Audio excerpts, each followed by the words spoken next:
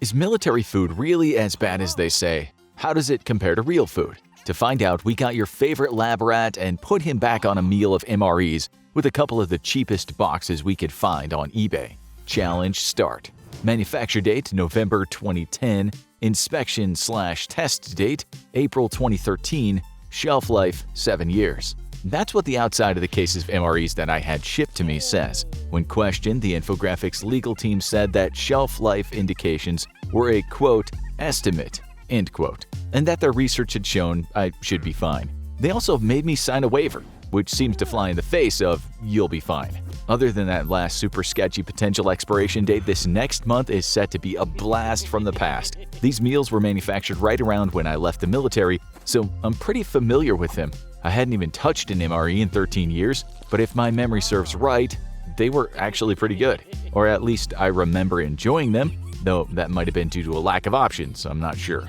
I always liked the way MREs are packaged. Each mealtime, it's like opening up a little gift full of smaller gifts, and if your MRE had the jalapeno cheese, then you won Christmas because that stuff was literally worth money. But if you got both jalapeno cheese and cocoa powder, then you could basically trade them for whatever you want. Alright, it's time to start the challenge that honestly I don't think is going to be all that bad. Week 1. You have no way of knowing this, but originally for this challenge I was supposed to eat World War II rations, and then we realized that those rations would be completely rotten by now. So the show looked into replica rations and very quickly changed their mind because those are extremely expensive. MREs from some rando on eBay though, cheap. So here we are. Now I know how insanely high on calories MREs are. I remember my sergeants yelling at us to eat everything, even the stuff we didn't like, because you needed the calories. But if you're not somewhere downrange poking around places a lot of angry people with guns don't want you to be poking around in, and the nearest FOB is past the horizon, well, the 1,250 calories per pack is probably going to be a bit too much. Try to eat 3 daily meals made out of MREs and you're going to be obese in short order. I did some quick Googling and MREs are loaded with 1,250 calories, a whole ton of vitamin C, calcium, iron, and sodium. I know the vitamin C is to prevent scurvy and generally keep your immune system up, and the iron is for producing healthy new blood cells at a time where you might suddenly find yourself desperately needing to replace a lot of blood cells, and the sodium is for hydration. I'm guessing the calcium is just for your bones, etc. What's fun is the US military has put a significant amount of money toward researching the human body just to come up with the perfect mix of food to make you run optimally. And I think they did a good job, to be honest. I heard horror stories of previous generations' rations, but I always thought ours were pretty good. My menu for this week consisted of the following main dishes: pork rib, chicken with noodles, vegetable lasagna, which was a disappointment, veggie burger with barbecue sauce, which was an unmitigated disaster, and thank God for spaghetti and meat sauce. Alright, the pork rib was weird. Honestly, that was the only meat-based dish that kind of alarmed me. I'm not sure how to describe it, it just wasn't right. The chicken with noodles was basically Campbell's chicken noodle soup, but with long, thick noodles instead of the flat ones. The vegetable lasagna wasn't so bad. I just hate vegetarian dishes. They're always personally disappointing. The only vegetarian place I've ever felt fulfilled was at Veggie Grill. I was surprised how good their stuff was. The veggie burger was an abomination. Or it was rotten. Honestly, it's hard to tell. These MREs are from way before even Burger King or McDonald's was thinking about meatless burgers on the menu, so that really tells you about the early state of meatless technology. I appreciate that the modern US Army tries to cater to the various lifestyle choices of its force, but this veggie burger was a crime against vegetarians and omnivores alike.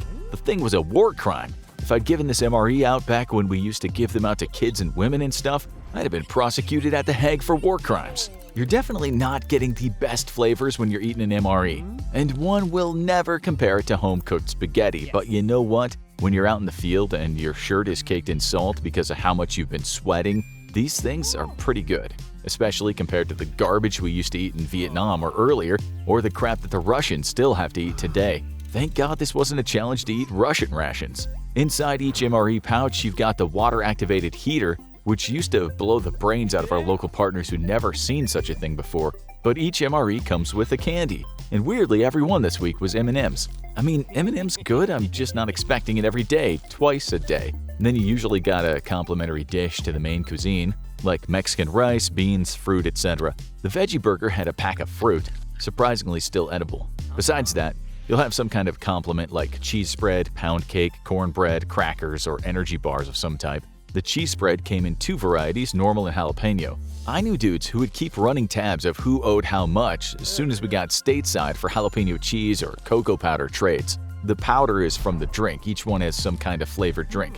Cocoa is fantastic, but you really don't want to drink it in the heat. So we used the powder to flavor everything else or just ate it raw. I did get pretty good at MRE cooking, and I could make spread for the pound cake using the cocoa powder, powdered creamer, and some water. You also usually have a little mini bottle of hot sauce or spices, or just salt and pepper depending on your meal. They do a really good job of pairing the proper items with each meal, so you gotta hand it to whoever makes the MREs. There's a packet of various accessories like gum, a bit of toilet paper, a wet wipe, etc.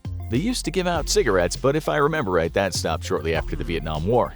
Honestly, it's super convenient eating MREs, so I don't really have many complaints. Time between my poops did get considerably longer. MREs will famously give you constipation, and they did not disappoint even after 13 years. I don't know, guys, not much to report. Life's super convenient, if not the most flavorful right now. Week 2. So, I put on 3 pounds last week, despite maintaining a fairly normal routine. I mean, that makes sense. MREs are meant to feed troops out in the field and not first world F-tier YouTube challenge stars. I'm taking in 2,500 calories a day, and a significant amount of those calories, 51%, are from carbs. So yeah, I need to bump up my exercise this week. This time, the 5 meals were spicy penne pasta with vegetarian sausage. The sausage was absolutely foul, but the pasta was good, and I liked the sauce. Whoever developed that sausage, though, was clearly working for Al-Qaeda. Then I had chicken pesto pasta, which was surprisingly yummy. There's a place very near to our place that serves chicken pesto pasta, and even the girlfriend was surprised at how close this was. I don't know if that says really good things about the MRE or really bad things about the restaurant. Then there was tuna, which, sure, let's call what I ate tuna, simply because I don't want to consider any alternatives. I would love to know the secret of keeping fish edible for a decade, though. The Southwest beef and black beans were pretty good, but the beef brisket was kinda dry. Seem to remember people not liking that one. All in all, other than the vegetarian sausage Al-Qaeda snuck into our MREs, this wasn't so bad. Though I have to admit, I am missing real food. I don't know if she's doing it on purpose or not, but the girlfriend has been cooking a lot lately, which is insane because she doesn't cook ever.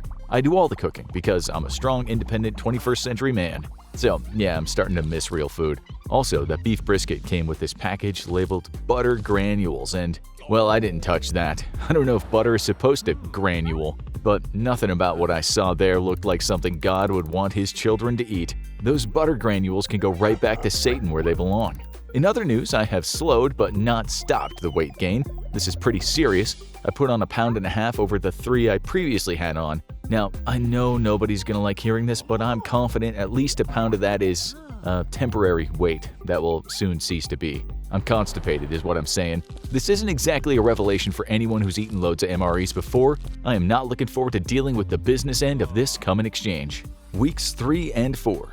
Trust me, after 2 straight weeks of MREs, the days just sort of meld together meaninglessly. How were the last 2 weeks? Exactly similar. I would have killed for something fresh. A freshly cooked burger, deliciously fresh warm pasta noodles, bread fresh and hot directly from the oven, even just fresh fruit and vegetables. I would have sold your family for a fresh orange to peel and eat. And of course, all of that was available all around me with the girlfriend cooking. I just couldn't have any. This whole thing turned into a weird Chinese water torture experiment. You know, the one where 1 drop of water lands on your forehead. Drop of water ain't so bad on its own. Just like eating a few fun MREs while your girlfriend cooks fresh meals every day, but then it goes on and on and on and on, and that drop of water or those MREs have become an unbearable torture. Also, all of them, every single one had M&Ms. Apparently, this batch got no variety. Listen, our field rations are light years away from what our grandfathers ate when they stormed the beaches of Normandy to take down King George and win the Revolutionary War.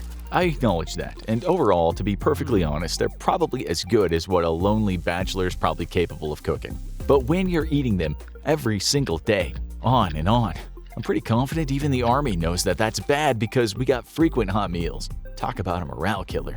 Who even names a King George anyway? I managed to keep my weight under control by pretty dramatically increasing exercise, which meant more running. These meals are for the battlefield, when men and women need extra calories to bear the rigors of combat. They're not meant for you to sit on a computer chair all day and type up multi-page essays on Diablo subreddit about how the new season killed the game. A normal average life just can't handle all these extra freedom-packed calories Uncle Sam packed into each MRE. But it was pretty convenient knowing exactly what you were going to eat. No cooking, no fuss, etc. So I can see the appeal of that for many people. Plus, the MRE spoon is the second deadliest weapon known to man, and everybody knows someone who knows a ranger who scored a confirmed combat kill with one.